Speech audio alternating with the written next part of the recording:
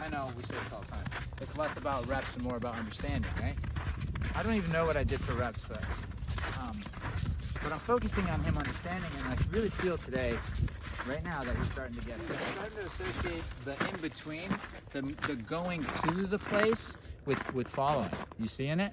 And we just started doing this yesterday. But really, we're doing a lot of it today. And he's already saying, okay, when we get somewhere, he's gonna go first and check it out, and then he'll let me know that I can go. But until we get there, follow. And you see a dog, just click into it, because we build that association, okay? And then we hold them accountable too, just for any quirks, like if they see a squirrel or something, you know? But what's cool is that beep that he hears on his neck tells him to be, the beep that he hears tells him to be right here on my left side with his head right here with my leg. So how cool is that? No matter where he is, in relation to you, he'll find this, right? Whether he's in front of you, the side of you, over there, and that's what I'm teaching him right now. That's why I'm letting him go and make all these mistakes and then beeping, and he finds his way back here, okay? When he's right here, the number is 0, right? But if he goes out and he hears the beep and he doesn't respond to it, if I turn the number on, it's gonna be, you know, obviously at a low punishing level, but as he gets closer to me, I'm dialing down to 0 so that he literally knows, he feels when he's in the right spot. It gives him the answer. And it's not easy to do, so I'd practice without it on the dog at first to learn how to dial up and down. But you start at a punishing number, and as he gets closer, it gets less and less and less until it turns off, and it turns off when he's here. And you can do that, you know, and it makes it really clear, okay? All right, feel. Good. But all this is done, sorry Jules, all this is done after they've already learned recall and everything, right? So it's like, they already have all this knowledge of what beep means. I'm not just beeping and then turning on pressure and holding it until they get to me. That's why we taught recall first. That's why we taught follow second. That's why we're doing heel third, right? So we build on what we know. Right?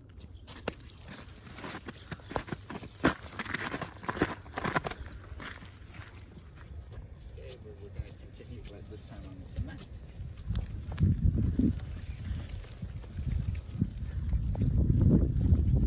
Who's my guy?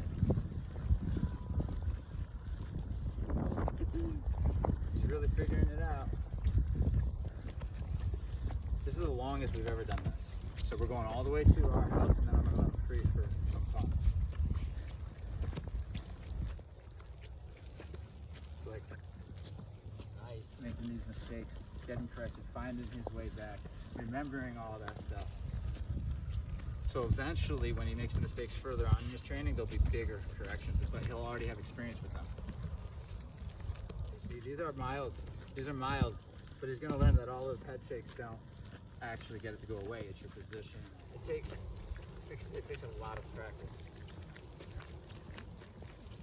Of course, you're figuring it out all on your own because nobody knows how to do this stuff. Good. Look at my guy. That's my man. That's my guy. Just weird stuff. Yes. Come on. Yes. Yeah.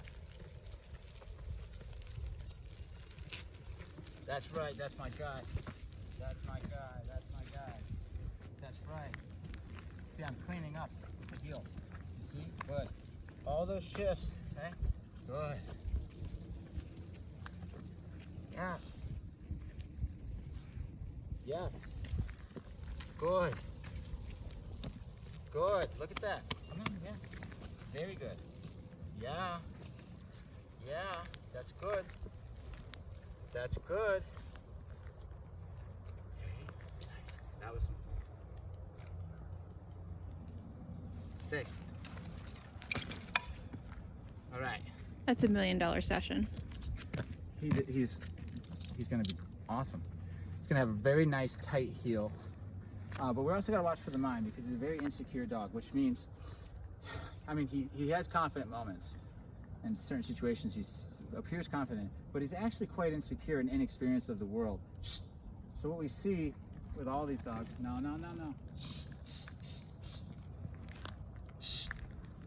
is is overreacting, bad judgment, right? So they see something like, let's say, you get two dogs. You got a guy like him who's young, inexperienced, product of him not being able to be exposed to get experiences because it's too crazy. That whole thing that we talk about, it's like they're in that cycle, so they miss out on experiences. So later, he's a year and a half, 2 years, right? He's a little late.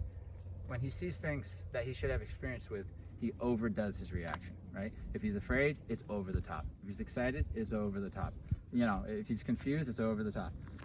Because it's all dumped on them at once. They don't have these incremental experiences of exposure to build their belief of the world. It's all dumped on them, right? So they come here and they're like, they don't know anything but maybe a playful state of mind and a fearful state of mind, right? This is one of his problems. It's the insecurity of being away from the pack. He feels better if he's right up next to me. So this helps him mature.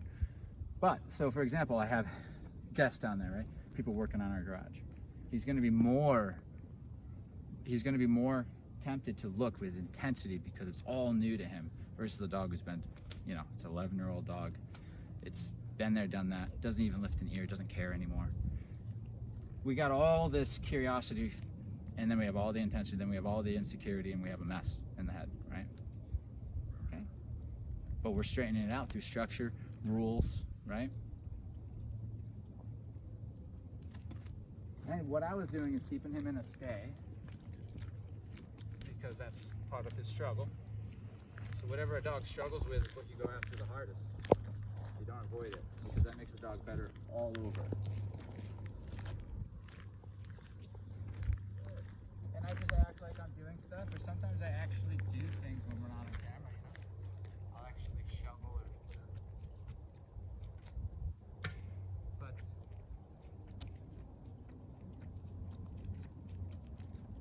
good. Break. Been using my hand with him a lot still. You can see that. It's getting him to look up. I'll kind of fade that out towards the end of the training. Or maybe not. Hand signals are great. All right, so now look. Now we're in between. This is usually anxiety for a lot of dogs like him. But he's waiting for me to decide where I want to go.